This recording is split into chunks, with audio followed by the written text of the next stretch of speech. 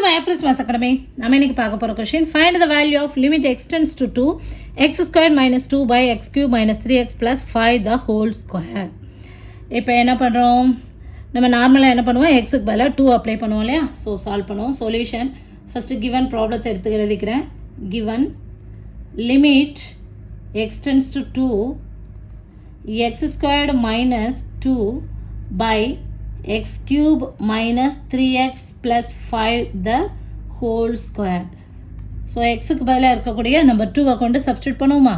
அப்ப என்ன ஆயிரும்? 2 square that is 4 minus 2 divided by 2 cube 8 minus 3 into 2 6 plus 5 whole square which is equal to 4 minus 2 2 8 minus 6 2 2 plus 5 7. So 2 by 7 the whole square.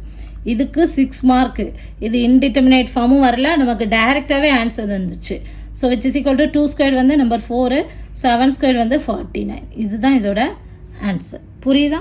இதே இது நமக்கு indeterminate ஃபார்மில் வந்துச்சுன்னா நம்ம நியூமரேட்டரை தனியாக டிஃப்ரென்ஷியேட் பண்ணி டினாமினேட்டரை தனியாக டிஃப்ரென்ஷியேட் பண்ணி அதாவது எலாஸ்பிட்டல் ரூலை அப்ளை பண்ணி அகைன் நம்ம லிமிட் வேல்யூ அப்ளை பண்ணி அப்படியே சால்வ் பண்ணுவோம். ஓகே, இந்த வீடியோ புரிஞ்சதுன்னா நீங்கள் மை பிரிஸ்மஸ் அகாடமி சப்ஸ்கிரைப் பண்ணுங்கள். கணிதத்தை புரிந்து படிப்போம். தேங்க்யூ.